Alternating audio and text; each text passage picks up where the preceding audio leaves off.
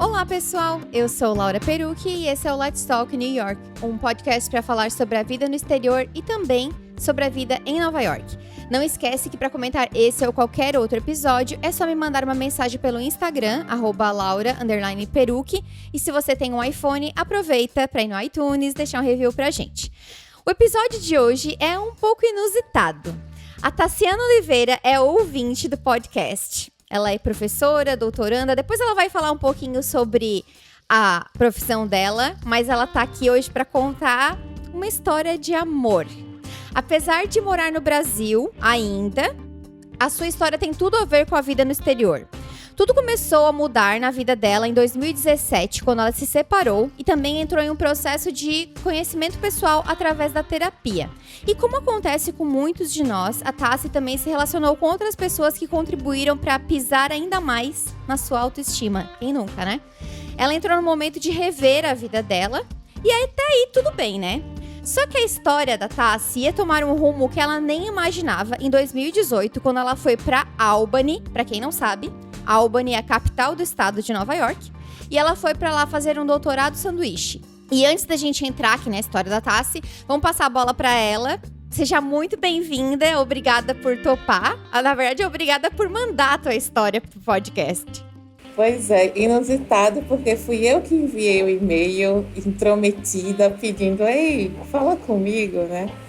Mas, pois é, muito obrigada por aceitar e ter lido o meu e-mail. Como você me introduziu aí, eu sou uma mulher de 30 e poucos anos e eu sou professora também, professora universitária, doutoranda, escritora, pesquisadora, então tenho várias barrinhas assim no meu currículo. E exatamente como você falou, né? Em 2017 eu tive esse rompimento na minha vida e só para quem... Eu acho que está imaginando, o meu sotaque é do Recife, eu moro no Recife, sou do Recife e tenho essa ligação com a região da capital de Nova York, né, como a gente fala. Para a gente começar a contar um pouquinho dessa história, eu acho que a gente tem que voltar um pouco no tempo e eu queria que tu falasse um pouco da tua vida lá em 2017, pós-separação e o processo de terapia, porque... Já teve alguns episódios que mulheres compartilharam aqui processo de separação e tal. Na verdade, eu sempre curti, assim, sempre sonhei em viver um tempo fora. Eu sempre tive esse sonho de estudar fora, mas nunca tive o sonho de morar para sempre, né? E lá em 2009, eu comecei, em 2008, 2009, comecei a juntar dinheiro, todo o dinheiro que eu tinha dos estágios, comecei a juntar dinheiro para pagar um intercâmbio. E eu fiz isso, fiz um intercâmbio, fui para Vancouver, né, estudar inglês. Só que naquele período eu já estava me relacionando com esse meu primeiro marido. E aí eu jovem, obviamente, me retraí muito de viver experiências, de me soltar mais, de conhecer pessoas. A experiência foi maravilhosa, mas teve algumas frustrações. Essa ânsia dentro de mim continuou, né? Eu segui pela carreira acadêmica, depois de um breve período na carreira normal, digamos assim. Eu segui pela carreira acadêmica, fiz pós-mestrado e no doutorado, essa vontade de viajar voltou, de fazer um período fora voltou. E eu sabia que tinha oportunidade de um doutorado sanduíche. E meu ex não era totalmente contra, mas ele também não era a favor, né? Ele dizia que se eu quisesse ir, tudo bem, mas ele não iria. E isso me segurou bastante, né? Era coisa de me puxar para trás, sabe? Nesses 2 primeiros anos, que são os 2 anos do doutorado, que você faz as cadeiras, termina as disciplinas e se prepara, porque você faz o sanduíche no 3º ano, fui guardando isso para mim, guardando, até que em 2017, por motivos diversos, a gente resolveu acabar, né? Todo fim de relacionamento e de casamento, principalmente, é um impacto muito forte. De repente, tem lá seus planos daqui a 5 anos, 10 anos, 15 anos, num minuto, no outro minuto, você não sabe mais o que vai fazer. Porque todos os seus planos envolviam aquele ser, né, que estava com você, dividindo a sua vida. Eu me vi de uma hora para outra sem saber o que iria fazer, sem saber exatamente como estaria a minha vida, e sozinha no sentido de solteira, né? E por quanto tempo tu foi casada? Eu fui casada por cerca de 3 anos, mas o relacionamento todo durou 8 anos. Logo depois, eu acho que na mesma semana do fim do relacionamento, eu já liguei para essa psicóloga, né, que foi indicação de uma amiga minha. Eu, na mesma semana, fui para ela e a gente começou esse trabalho. É lógico que não é de uma hora para outra, né? Então, é uma construção. Eu ainda faço a terapia, mesmo em épocas de pandemia. E eu acho que... E a primeira coisa, uma das primeiras coisas que ela disse foi: você não vai desistir do seu sonho de fazer esse programa. Toda a carga da baixa autoestima, somada a uma coisa que muitas, principalmente mulheres acadêmicas, têm, que é a síndrome do impostor. O episódio com a minha irmã, ela falou muito disso também, porque ela largou uma carreira acadêmica e ela falou sobre isso, de como as mulheres dentro da carreira acadêmica sempre se acham menores do que são e os homens são o contrário, né? O episódio com a sua irmã foi incrível, né? Eu me vi em muitas falas dela. E justamente eu sentia e dizia, né? Não vou conseguir. Porque eu sou, sei lá, o patinho feio do meu programa. O meu programa é excelente, tem pessoas excelentes, currículos maravilhosos. Eram só 2 vagas. Eu não vou conseguir, não vou conseguir. Essa mulher disse: vá passo a passo, né? Primeiramente, o que é que você precisa? Você precisa dos professores. Precisa de um professor que me oriente. Tá, faça uma lista de professores, se comunique com eles e veja. Eu não pensava nos Estados Unidos, né? Eu queria Europa ou Canadá.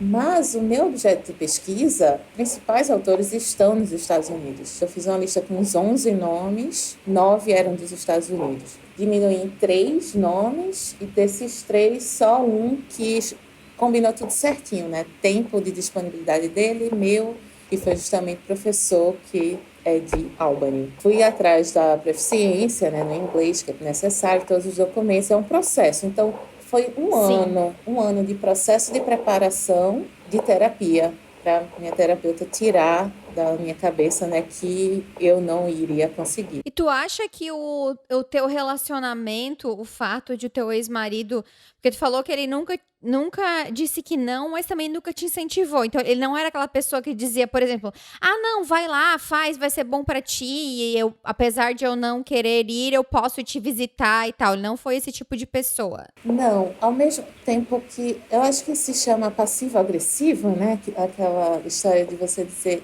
se você quiser ir, vai. Mas era assim que eu sentia, né? E não havia essa: você vai conseguir, vai ser ótimo para você, parabéns. Era mais tipo: se você quiser ir, vai. Em alguns momentos veio assim. E tu acha que isso contribuiu para a tua síndrome do impostor de alguma forma? Acredito que sim. Né? Porque, com certeza, se você não tem alguém que te empurre e te coloque para frente, né? Pelo contrário, né? Tá sempre ali te puxando, você mesmo deixa de acreditar. Precisa uma dose muito maior de força própria para você conseguir superar isso sozinha. Junto com o teu processo de aplicar para esse doutorado de sanduíche, tu fez isso junto com a tua terapia. Durante todo o processo, como estava a tua autoconfiança em relação a conseguir? 0, eu posso dizer. Porque, na verdade, eu tentei 2 programas. Um que é Fulbright, que é americana e promove também esse tipo de bolsa. E eu não consegui. De cara, foi a primeira e eu não consegui. Aí pronto, foi a confirmação que eu não ia conseguir, né? Para voltar e tentar tudo de novo e tirar todos os documentos de novo, foi também outra carga de terapia. A minha lógica sempre foi: o não eu já tenho. Eu não vou perder nenhum braço, nenhuma perna se receber outro não. Então, vamos embora. Eu tentei novamente e, por acaso, fiquei em segundo lugar. Em 2 vagas, eu fiquei em segundo lugar. Aí cortamos, isso foi começo de 2018, passando para metade de 2018, que foi quando eu viajei, de fato, né? O semestre americano começa em agosto, né? Diferentemente daqui. Eu viajei finalzinho de julho, porque eu queria primeiro me acomodar, né? E ver as coisas, conhecer as pessoas, sentar. até porque a minha pesquisa ela não precisa de laboratório. Então, basicamente, eu precisava de uma biblioteca aberta. E quanto tempo tu iria ficar para fazer essa parte do doutorado? É 1 ano ou 6 meses? Foram 6 meses. E aí, eu cheguei lá no final de julho, fiquei até começo de fevereiro. E de cara, eu fui para Albany. Não sei se tu conhece Albany, mais conhecida. Ainda não, mas agora eu quero conhecer.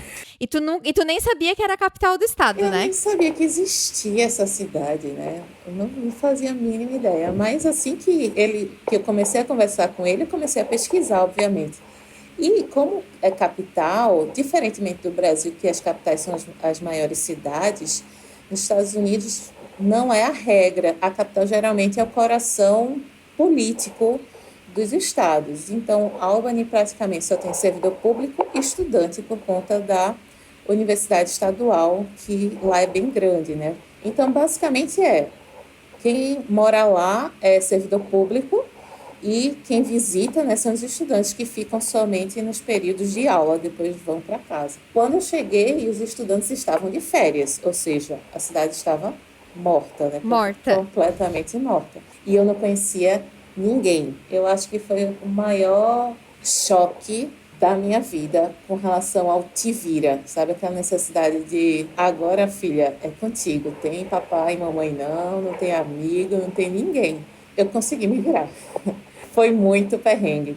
Conta algum desses perrengues que tu encontrou assim de cara. Aluguei um Airbnb, pensando que em uma semana eu ia conseguir alugar alguma coisa. Saí em grupo de brasileiros no Facebook, saí em grupos da universidade tentando alugar quartos. E o primeiro perrengue foi encontrar um quarto para sair do Airbnb, porque era uma casa, em alguns lugares lá tem essas casas grandes, bem antigas, que eles dividem em apartamentos. Aí era um apartamento dentro de uma casa dessas grandes, com 2 quartos, e quem estava alugando era um senhor na faixa de uns 50 e poucos, 60 anos, que era enfermeiro, sozinho. Então, eu aluguei o quarto e eu morava sozinha com ele. Ele era muito respeitoso, né? Mas era uma situação chata. Mas aí eu fui atrás de um quarto de estudante e tal. E o primeiro desafio foi encontrar isso na época de férias. Não consegui, obviamente. E aí eu fiz um acordo com ele para ele me alugar o quarto de maneira permanente, só que bem mais barato, né? Bolsa, para quem não sabe, a bolsa de sanduíche é um valor que todo mundo conhece, é só dar um Google, é $1.300 por mês, que não é nada. Albany é uma cidade muito cara? Ela não é que nem Nova York, obviamente, mas também não está muito longe, não. Eu diria que o custo de vida de Albany deve ser uns 70% do de Nova York. E $1.300, os aluguéis que eu achava de 1.400, 1.200. Aí eu disse, olha, eu tenho $400 para pagar por mês, se você quiser. Aí ele ficou com pena de mim, literalmente, e disse, tá. E aí, primeiro mês, ok. Quando estava chegando no final do primeiro mês de aluguel, esse senhor me aparece com uma mulher. E aí ele diz assim, olha, eu estou recebendo uma amiga minha. Em primeiro lugar, palavras em inglês. Foram meus perrengues, assim, O inglês é uma língua muito pobre. Então eles usam a mesma palavra para significar várias coisas. E uma amiga mulher pode ser também o quê? Namorada, né? Sim. Ela vai visitar, vai jantar e vai embora. O quê? Estava sobrando dentro da casa, obviamente, né? Ele literalmente conheceu ela por um site de relacionamento, mandou ela vir da China. A mulher veio da China namorar com ele e eles casaram. No segundo mês, passou uma semana, ele me comunicou que eu teria que sair em 15 dias. E aí lá vou eu de novo procurar um quarto por aí, outro sacrifício. Agora sim, as aulas já tinham começado e aí tinha estudantes, eu estou me visitar casas com estudantes, e aí sem preconceito, eu acho que é uma questão do ser estudante de maneira geral, mas eu me chocava. É muito difícil você ter 30 e poucos anos, já morar sozinha há algum tempo, ter sua responsabilidade e de repente ir morar numa república com vários adolescentes de 20 e poucos anos, né? Teve uma casa que eu visitei que o rapaz disse, e a vantagem é que ela é toda no carpete e você não precisa limpar. Como é a história? Nossa, fala isso para uma brasileira ainda, né? A minha sorte é que estava falando já com alguns brasileiros que estavam no mesmo programa de sanduíche que iriam também para Albany, só que em meses diferentes. Então, eram 2 casais que estavam indo. E aí eu falei para eles, é muito mais fácil alugar um apartamento inteiro do que um quarto. E aí eles toparam, né?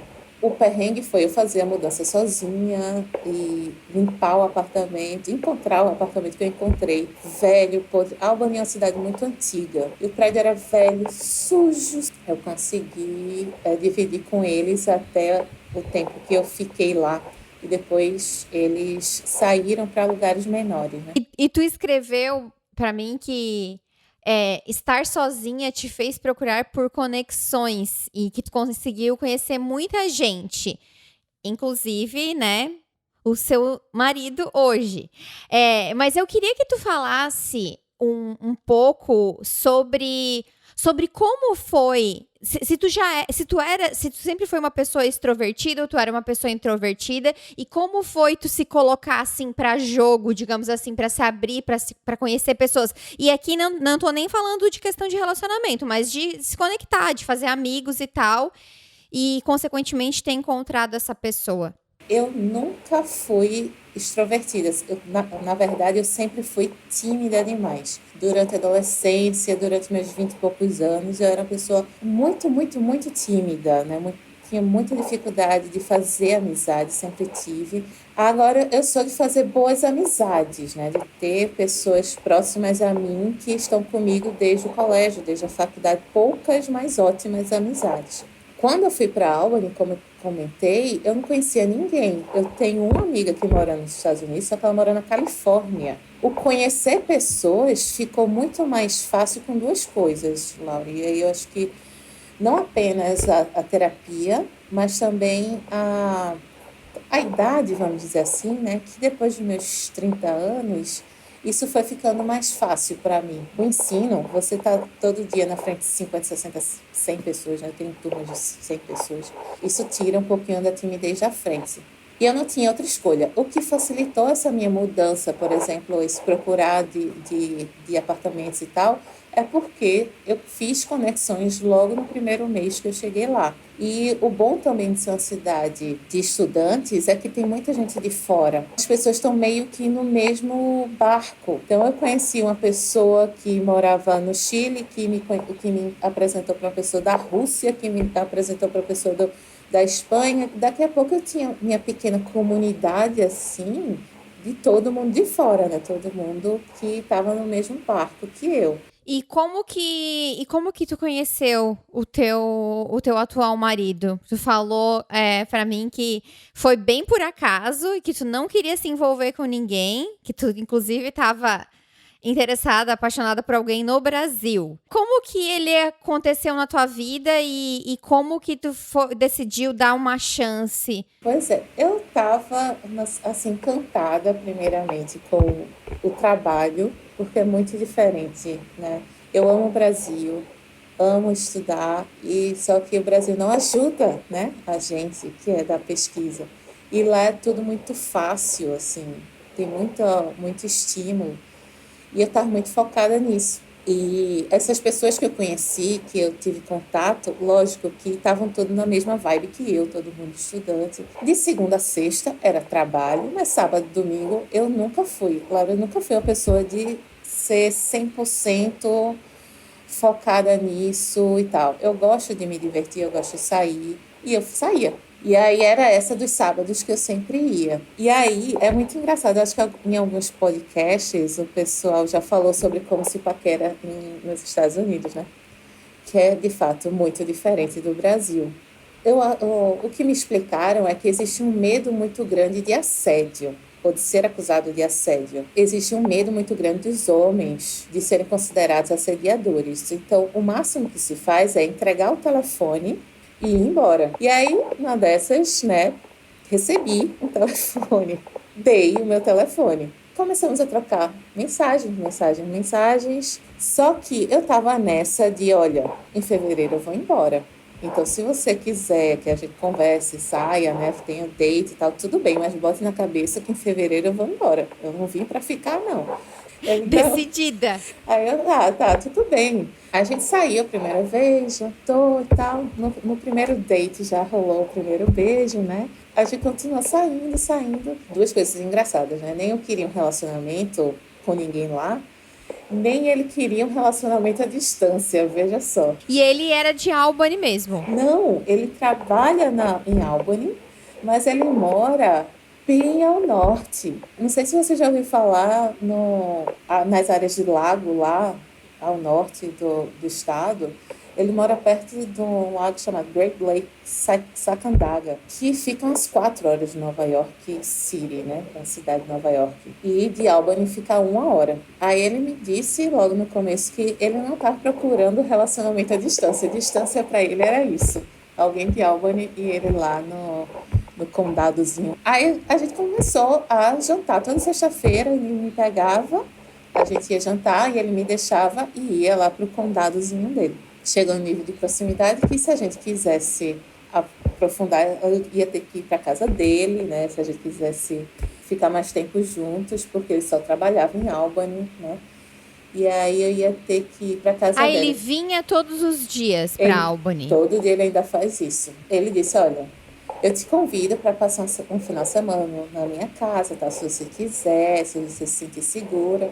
Aí eu fui pro Google Maps para saber como é que volta de lá.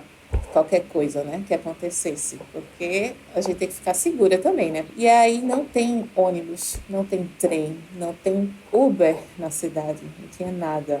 Ou seja, eu estava basicamente presa, né? Se eu fosse. Eu acho que as pessoas que vêm aqui para Nova York, para a cidade, elas não imaginam o que é os arredores e o norte do estado. É tudo interiorzão. Tu pode até chegar nas cidades com um trem, mas a partir do momento que tu chegou na cidade, tu tá por tua conta. É muito diferente a realidade da cidade com o interior geral do estado de Nova York, né? Demais. E, assim, Albany ainda tem ônibus, não tem metrô. E nessa cidade que ele mora, nem ônibus tem. Nem, como eu falei, não tem Uber. Ou você tem carro, ou você não sai de casa. A realidade da maior parte das cidades é essa, né? Lógico que eu me precavi, então dica de segurança para quem está em começo de namoro, né, também manda aí placa de carro para minha amiga, telefone dele, o endereço, nome completo. Eu só não mandei o Social Security porque eu não tinha. Mas o resto, tudinho, eu enviei para minhas amigas, sabe? Disse, olha, se amanhã se eu não contactar com vocês de 3 em 3 horas, vocês liguem para a polícia. E, de fato, elas ficavam, e aí, tá tudo bem? Eu, tá tudo bem. Aí, tá tudo bem. Pronto, até segunda-feira. Ele é fofo, assim, eu não posso falar. Ele foi super tranquilo, super de boa. Isso foi em outubro, né? De outubro para frente, a gente começou a namorar de verdade, só que sem a palavra namorar. Meu problema com as palavras em inglês, né?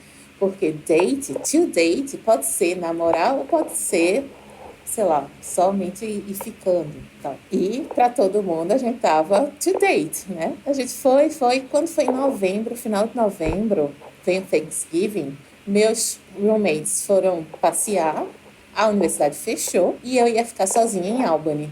Aí ele me convidou para passar o Thanksgiving na casa dele e estendeu o convite para também, no dia do Thanksgiving, eu ir jantar na casa da irmã dele, com a família inteira. Existe a seriedade de um convite desse, né? Sim. Porque de cara eu ia conhecer a irmã, as sobrinhas, o pai, a mãe, o cunhado, a mãe do cunhado. Aí, nesse momento, tu se deu conta de que era um namoro, né? Ainda não. Eu virei para ele. Não? Eu virei para ele e disse, olha, eu vou, mas só se você me prometer que isso não significa nada. Não significa não, minha irmã é super de boa, ela vai entender. Eu já levei várias pessoas, como assim, né? Se fazendo, eu já levei várias pessoas em os Thanksgiving. Então tudo bem, vamos embora. Aí eu fui, conheci a família inteira. No final, a mãe dele me abraçou, o pai dele me abraçou. Meu pai não me abraça, como é que ele te abraçou? Foi uma experiência antropológica maravilhosa. O primeiro Thanksgiving em loco, numa família americana de verdade, né? Foi raiz, né? Raiz mesmo. Aí só assim, porque podcast não tem cara, né? Mas eu não sou branca, né? Eu me considero negra. A família inteira é caucasiana de verdade. E o norte de Nova York, para quem também não sabe, é bem, que eles chamam de redneck, que eu não sei nem se é algo pejorativo, mas é bem republicano. E aí eu morrendo de medo de sofrer preconceito também. Mas não, foram todos muito bem. Quando foi em dezembro, veio Natal, Ano Novo de novo, passei com a família, recebi presente da sogrinha. Nesse processo, eu tenho que dizer que eu relaxei porque no final de dezembro eu recebi uma proposta de trabalho lá. Um departamento da universidade me chamou para dar aula. E aí eu ia estender o meu visto por mais 3, 4 meses, né, que é o período do semestre. E eu fiquei super feliz. A notícia veio no dia de Natal. Eu fiquei super feliz da entrada na extensão de visto e etc. Foi um Natal maravilhoso, Ano Novo maravilhoso. Em janeiro, comecinho de janeiro, a gente viajou no período do Winter Break. A gente viajou para a Califórnia. Estávamos assim nas nuvens. Aí eu relaxei, que ia ficar mais tempo, né? Disse, então acho que dá para namorar agora, né? E aí eu virei para ele e perguntei para ele, olha, esse negócio de inglês é muito complicado, porque eu nunca sei se to date significa namorar ou significa só ficar. O que é que a gente tá fazendo aqui, né? Aí eu perguntei, o que para você é o tipo limiar entre estar só conhecendo e começar a namorar? Aí ele disse, é quando eu apresento para meus pais. Aí eu, desde o Thanksgiving, na cabeça dele, já era namoro. Aí, pronto, depois que a gente voltou da Califórnia, a gente estava super apaixonados já um pelo outro. E aí, vocês falavam sobre o futuro, porque aí tinha surgido uma oportunidade para ti, né? Então, assim, tu sabia que tu teria mais 4 meses a princípio, né? Mas o que vocês falavam sobre o futuro? Eu dizia, olha, eu tenho até maio para ficar aqui. Então, a gente vê se o relacionamento vingar mesmo, né? A gente continua a distância, a gente faz valer.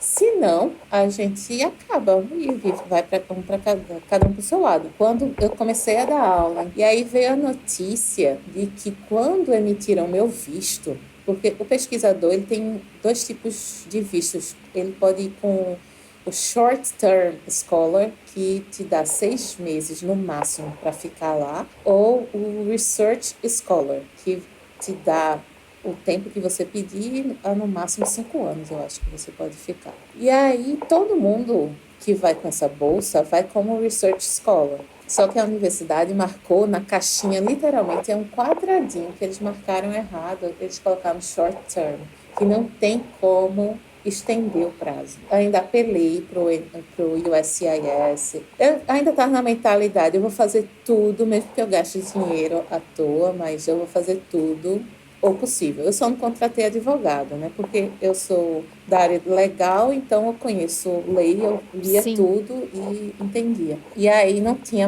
como mesmo, né? E aí a universidade teve que cancelar o meu contrato. Eu chorei de cair os meus olhos, assim, né? De tanta frustração. E aí voltou o prazo de fevereiro. Isso foi, Laura, 28 de janeiro que eu recebi 25, sei lá, de janeiro eu recebi essa notícia. Eu tinha que voltar dia 2 de fevereiro. Uma semana? Uma semana, assim, para voltar, porque eu já estava com passagem comprada. Eu virei para ele, eu estava com ele nesse dia, né, chorando. Aí eu virei para ele e disse, eu vou voltar sábado. Era terça-feira. Ele começou a chorar na minha frente. Chorava. Caiu, assim, eu via o bichinho caindo. Mas ele tirou a semana de folga para pensar também. E a gente ficou refletindo se ia valer a pena, se não ia. E aí o decidido foi, vamos tentar. Uma coisa que você falou lá no começo, né? Que se a terapia, a gente estava falando em off, mas se a terapia também tinha ajudado no processo de reconhecer quando é verdadeiro e quando não é. Eu tinha passado por outras experiências entre o meu ex-marido e ele, né? O meu atual. E eu não namorei nesse período, né? Eu conheci outras pessoas que cheguei quase a namorar, mas não era para ser, de fato. E hoje, óbvio que você só entende depois que passa.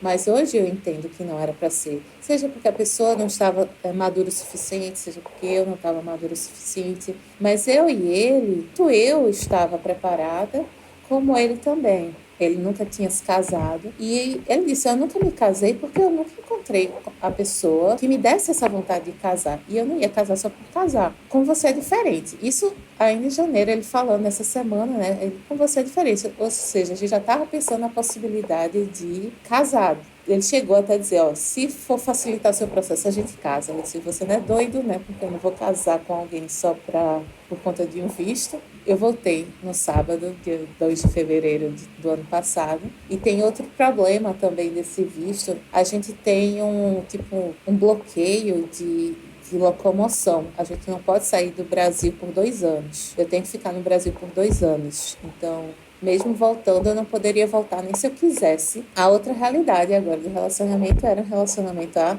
distância. E a gente prometeu fazer acontecer de 3 em 3 meses. A gente ia tentar se ver. Ele veio para o Brasil em abril, eu fui em julho, ele veio em novembro, eu fui em janeiro.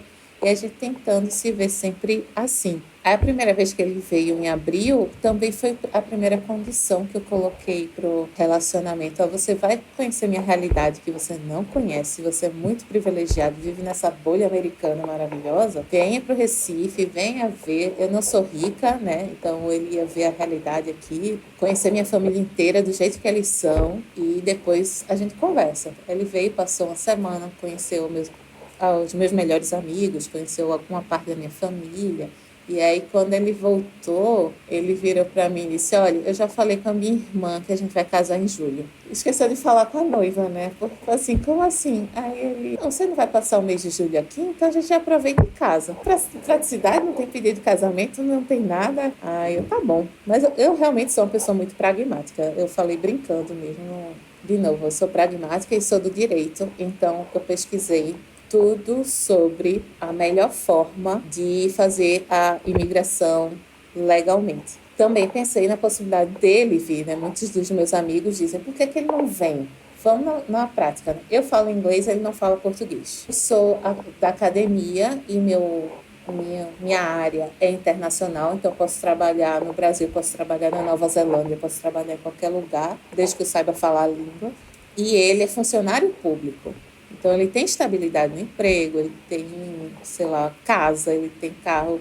Na balança dos prós e contras, ele tem muito mais raiz nos Estados Unidos do que eu tenho raiz no Brasil. Como eu falei lá, eu nunca pensei em morar nos Estados Unidos. Se eu pudesse fazer uma lista de países que eu gostaria de morar, os Estados Unidos não está no primeiro lugar, né? Essa realidade veio a mim, mas, como você disse, não é algo que... Nem que eu ame a ideia, nem que eu odeie a ideia. Eu digo que eu não amo a ideia porque eu, de fato, amo o meu país, amo Recife, eu não gostaria de sair daqui. Mas, ao mesmo tempo, tem muita coisa bacana que eu espero que aconteça para mim lá, né? Não apenas no relacionamento. Eu tenho espaço para me desenvolver que, infelizmente, eu não tenho aqui. Então, pensando no meu lado de trabalho, pensando no meu lado de relacionamento, pesou, né? E eu acho que uma coisa também que é bem importante lembrar para todo mundo é que nada é imutável. Se tu quisesse um dia partir para outro caminho, se não desse certo, o importante é ter não, se não dá certo, eu tenho para onde voltar. Na minha cabeça isso é muito fácil.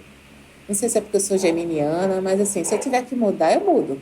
Se tiver que acabar o relacionamento, acaba, né? E aí a gente, de fato, casou em julho, né? Depois que eu fiz essa pesquisa do visto, eu vi que é mais fácil você pedir o green card estando no seu país de origem já casado do que pedir para casar depois que é o visto de noiva, né? A gente casou em julho, uma cerimônia muito fofinha, pequena, simples.